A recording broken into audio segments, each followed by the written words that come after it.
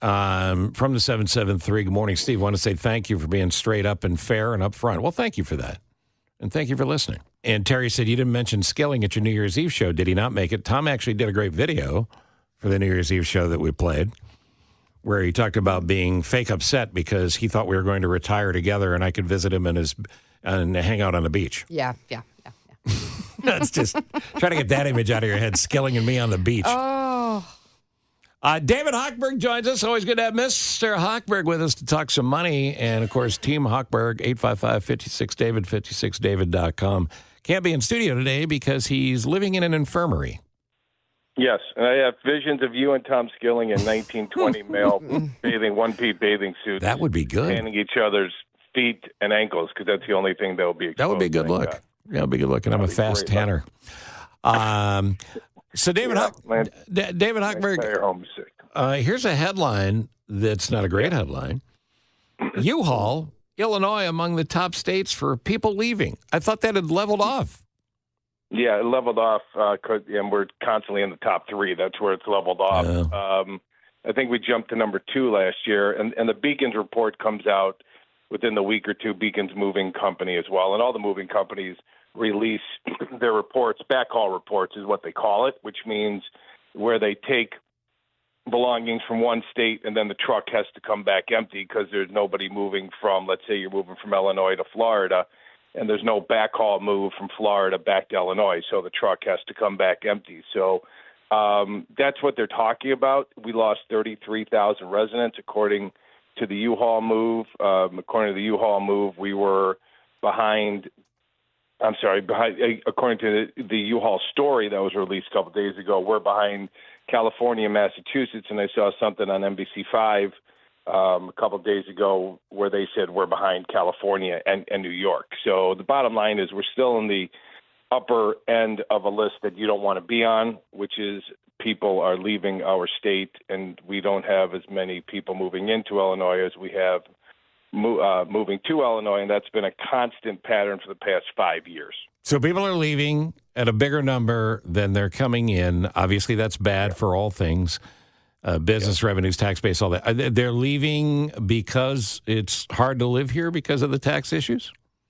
Yeah, high tax. Well, if you look at the states that the homeowners that are leaving live in, California, New York, Massachusetts, so those, and Illinois. I mean, those 4 states are on the top of the list where you don't want to be, which is high taxes, either corporate taxes, real estate taxes, personal taxes on your income. It's just a fact, right? It's just, it's common sense. And when you hear all of these elected officials constantly say that they want to increase your taxes without cutting anything, right, that's where you lead into exodus of our state, which is challenging for our tax base and other types of things, jobs and employment and everything else. So when businesses leave, they usually take the people that they're employed with them. Look at Ken Griffith, the past couple of years, he moved his Citadel Corporation down to Florida, and he's buying everything under the sun down in Florida. If I follow Ken on social media, he's building an empire. I think he just bought into the Miami Dolphins, a piece of the Miami Dolphins down there. So, we lose that money not only for the tax base, but those individuals donate a ton of money to local charities and support a lot of local endeavors that it's gone if they're not here. So the states they're most moving to, Texas, Tennessee, and the Carolinas, are rates just better there, or is it a weather thing? Well, sure. You've got a couple of double-edged sword. The corporate, the corporate environment. If you're looking to open a business in those, and Florida is another big one, and Georgia is another big one, and Arizona is another big one. What do they all have? They all have great weather, and they all have lower tax bases. So if you're a business owner and you're looking for opportunities to save money on your corporate taxes, these states are opening up their purses and giving you a ton of tax incentives to bring your company down and open up a plant down there or build a plant, right? Or take over an existing plant that went out of business or moved to another state. So there's a lot of incentives by these states to attract these companies. And if the workers come with, great, there's built-in jobs. If they don't, then guess what? They're going to have to find a job. And we just had unemployment numbers released a couple of minutes ago. They were expecting 120,000 unemployment filings for unemployment. It's over 160,000. Now that's bad for the 160,000 that are filing for unemployment, guys. But it's great for the economy because that's what the Fed looks at. I know it's kind of like a yin and a yang, where there's good news, where there's bad news, but that's what the Fed looks at when they look to lower rates. They look at unemployment claims, and when the unemployment claims go on, theoretically, you're thinking the economy's slowing down and people are losing their jobs, which is horrible that people are losing their jobs. I'm not making light of that, but that's one of the indicators that the Fed looks at when they look at their monetary policy and that's why there's prediction that the Fed's going to look to lower rates, which overall helps the economy get rolling again. And those people that lost their jobs could find new jobs. David Hochberg's with us, 855-56-DAVID, 56david.com for Team Hochberg. The list is out with the members of Congress and the stock returns that they made in 2023, and some of these numbers are insane. I want you to talk about that when we come back. Yeah. And we have several other things to ask you about, including you giving out your Social Security number and last year's income. Yeah, no problem. It was down substantially the past 2 years because of rates, but yeah, I'll be more than happy to share that. All right, good. We continue with the legendary David Hochberg, just minutes away from being in the death grip of whatever his family is spreading. Yeah. And during the break there, I could tell that you were sprinkling yourself with some sort of potion. I don't know what it is, but good luck to you. What is the funk in the house? Is it flu? What's everybody have? Wife has COVID. Daughter has a bad cold, probably a flu. And I've been living in the basement, just dropping soup off at the stairs and having them come down and get it because I don't want to get. But I'm running the two other daughters that aren't sick today to everything that my wife would have done. So that's why I'm up north talking on the phone instead of staring at your baby blues. And almost I thought you were going to say my booty.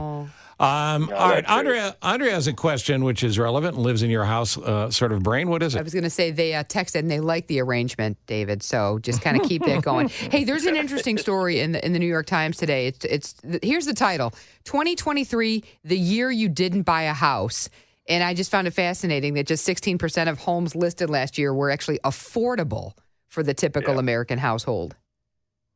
Yeah, what we saw was a lot of 23%, I think I sent this to you, 27%, 2 years ago, 27% of kids live with their, according to Redfin, live with their family in order to save money for a down payment because it's too expensive to buy a home in 2022. In 2023, the report was just released that 23%, I think the number is. So a quarter of the homeowners out there, or would-be homeowners, couldn't afford it because they either didn't have enough money for a down payment, they couldn't qualify because of their credit and their income, and they were living at home because the rents were out of control as well. So it's a double-edged sword all the way around.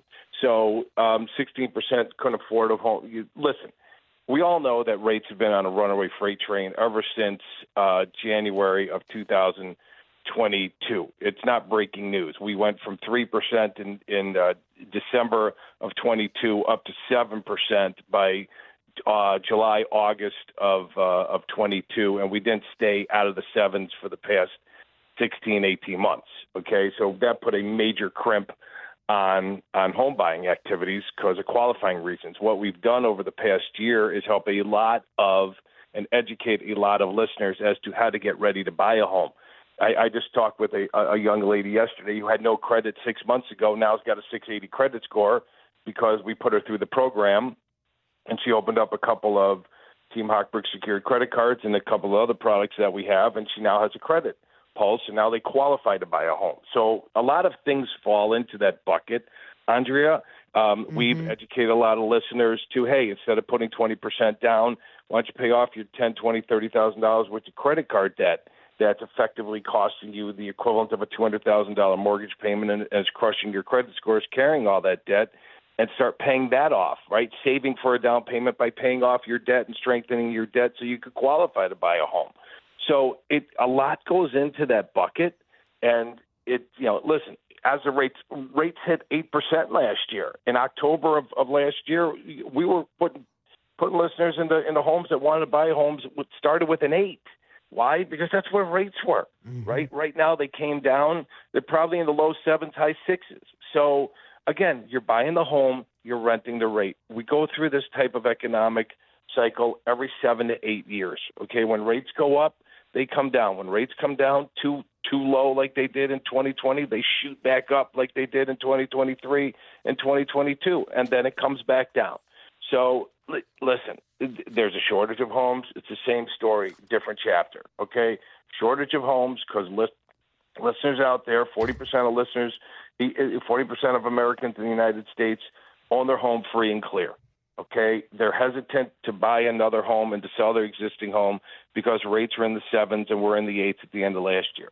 As those rates come down, those listeners, those 40% that want to get out, will be able to get out and make more money on their homes because there'll be a greater demand. There's a huge pent-up demand over the past 2 years, guys, because listeners couldn't afford to buy homes. So Right. as the rates come down, they will start flooding the market again, and there'll be homes available because more listeners will be apt to sell their homes because they could get lower rates on the other side.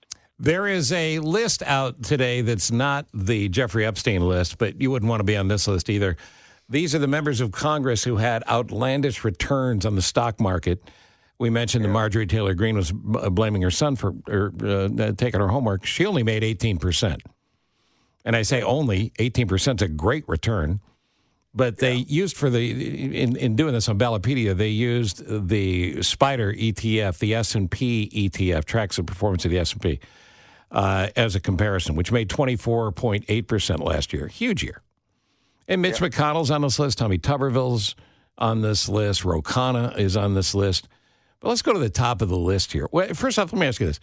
A reasonable return last year for an investor, 10%, 12%, everybody would be quite happy with that, wouldn't they? 100% on that. Yeah, 10, 12. I'll take 10, 12% every year. Congress people. Garrett Graves comes in at number 3. He's a Republican. Made 108% return on his investments. Wow. Yeah. Mark Green, a Republican from Tennessee, 122.2%. Yeah. I need to switch my financial advisors. Nancy Pelosi smoothed in at about 66%. Yeah, there's nothing to see here, Steve. There's nothing to see here. Daniel Goldman, 63%. Look, these are huge returns, and the whole point is Congress has inside information. Are they insider trading? Maybe talk to Brian Higgins, a congressman from New York who made 239% on his investments last year. Jeez. Yeah. Come on, Steve. There's nothing to see here. That's just good financial planning. You should know that. Everybody has that type of luck. If this gets eaten by the news cycle and goes away, shame on us. Mm-hmm. This is something you should know. You should know. Google up this list. Miranda, let's put this out on social so people can see it. And let these Congress people know they're not allowed to steal money any more than you are. And they got some splaining to do, Lucy. Mm-hmm. Hey, Google Representative Issa in California and sent Congressman Issa. Issa, yeah. And that tall, bald guy that looks like, he should be in a carnival punching bag contest down there in Florida. The not Marco Rubio, the other guy. Okay. Check out their returns. I mean, those guys I've been following them on social media, and there's a couple of social media guys that follow that, and the returns that those two guys got as well are just Rick Scott. Yeah, Rick Scott, the former Florida governor. All right, listen, David Hochberg, if people want information on the credit card you mentioned, all the other things you're doing at Team Hochberg, where do they go? Yeah, if you're looking to purchase a home today, tomorrow, get in position in the future, 855-56-DAVID, which is 855-563-2843, or visit our website, 56david.com. And thanks for the opportunity, and happy, healthy New Year to everybody. Yeah, thanks, David. That's David Hochberg. Probably the last time we'll hear from him. He's quite ill. That's nice. Oh, I'm sorry. Were you still up? I thought we had put you on hold.